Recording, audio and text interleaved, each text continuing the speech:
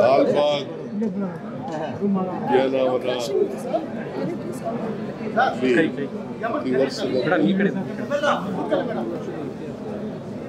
ಪ್ರತಿ ವರ್ಷದಂತೆ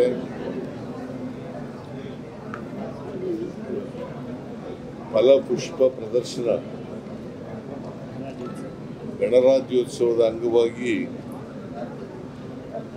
ಫಲಪುಷ್ಪ ಪ್ರದರ್ಶನವನ್ನು ತೋಟಗಾರಿಕೆ ಇಲಾಖೆಯವರು ಏರ್ಪಾಡು ಮಾಡಿದ್ದರು.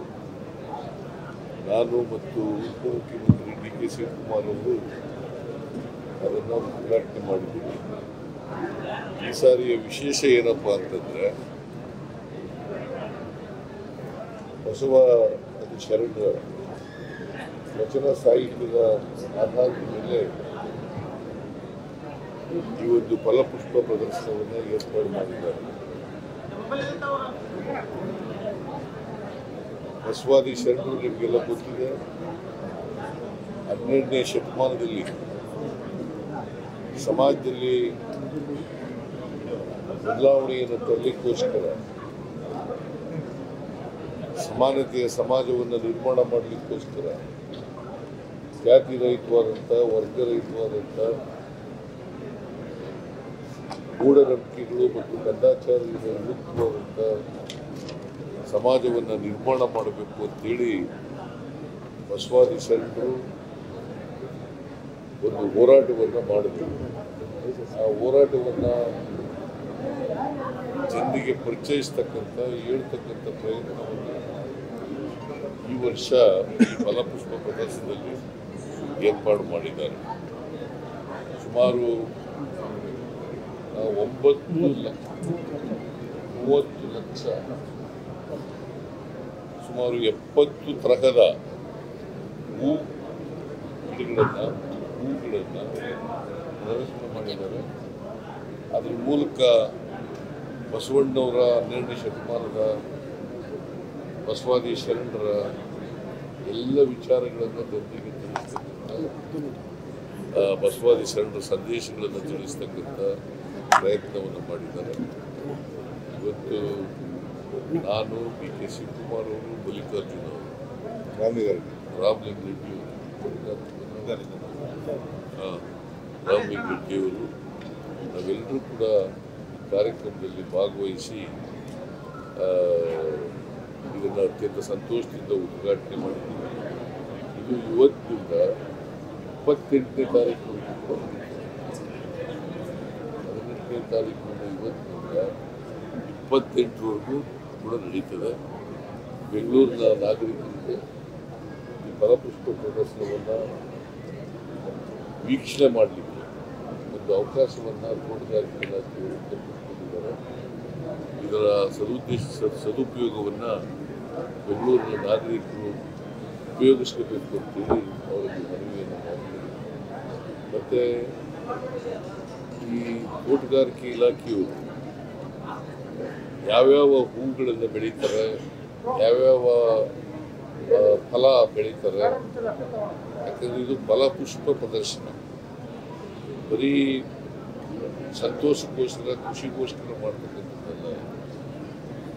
ತೋಟಗಾರಿಕೆ ಇಲಾಖೆಯಲ್ಲಿ ಏನೆಲ್ಲ ಬೆಳವಣಿಗೆ ಆಗಿದೆ, ಅದು ಫಲಪುಷ್ಪ ಪ್ರದರ್ಶನಗಳು ಏನೇನು ಬೆಳವಣಿಗೆಗಳಾಗಿವೆ ಅದನ್ನು ಜನರಿಗೆ ಪರಿಚಯಿಸ್ತಕ್ಕಂಥ ಕಾರ್ಯಕ್ರಮ. ಆ ಕಾರ್ಯಕ್ರಮ ಇವತ್ತು ಮಾಡಿದ್ದಾರೆ. ಪ್ರತಿ ವರ್ಷವೂ ಕೂಡ ಮಾಡ್ತಾರೆ, ಈ ವರ್ಷವೂ ಕೂಡ ಮಾಡ್ತಾ ಇದ್ದಾರೆ. ತೋಟಗಾರಿಕೆ ಇಲಾಖೆಯವರಿಗೆ ನಾನು ಧನ್ಯವಾದಗಳನ್ನು ಸಂದರ್ಭದಲ್ಲಿ ಹೇಳಬೇಕಾಗಿದೆ. ಕಾಕತಾಳೀಯ ಎಂಬಂತೆ ಇವತ್ತೇ ನಮ್ಮ ಕ್ಯಾಬಿನೆಟ್ ಮೀಟಿಂಗ್. ಇವತ್ತು ಕ್ಯಾಬಿನೆಟ್ನಲ್ಲಿ ನನಗೆ ಬಹಳ ಜನ ಸ್ವಾಮೀಜಿಗಳು ಮತ್ತು ಬಸವ ಸಮಿತಿಯವರು ಎಲ್ಲರೂ ಕೂಡ ಬಂದು ಭೇಟಿ ಮಾಡಿದ್ರು. ಬಸವಣ್ಣನವರಿಗೆ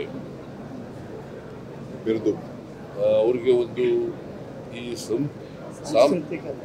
ಸಾಂಸ್ಕೃತಿಕ ನಾಯಕ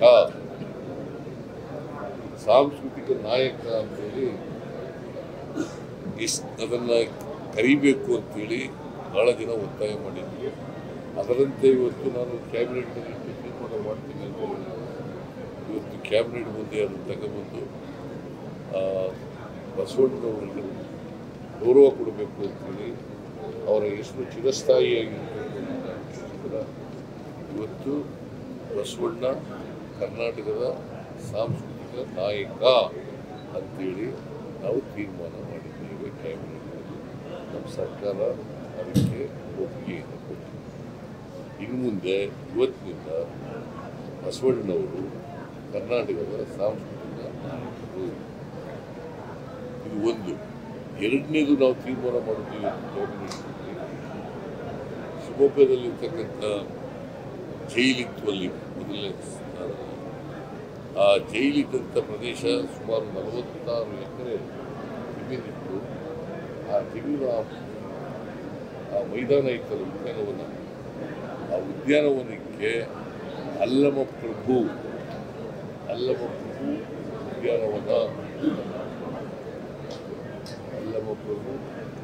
ಉದ್ಯಾನವನ ನಾಮಕರಣ ಮಾಡಿದ್ವಿ. ನಿಮಗೆಲ್ಲ ಗೊತ್ತಿದೆ, ಅಲ್ಲಮಪ್ರಭು ಕೂಡ ಶಿವಮೊಗ್ಗ ಶಿಕಾರಿಪುರದವರು,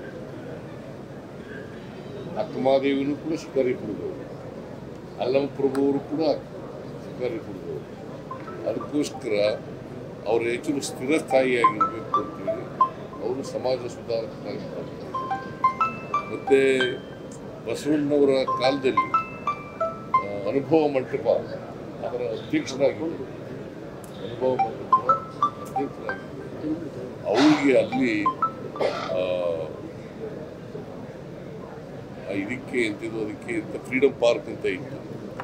ಇಲ್ಲಿವರೆಗೆ ಫ್ರೀಡಮ್ ಪಾರ್ಕ್ ಅಂತ ಇತ್ತು. ಅದನ್ನು ಫ್ರೀಡಮ್ ಪಾರ್ಕನ್ನು ಬದಲಾವಣೆ ಮಾಡಿ ಇವತ್ತು ಅಲ್ಲಮಪ್ರಭು ಪಾರ್ಕ್ ಅಥವಾ ಉದ್ಯಾನವನ.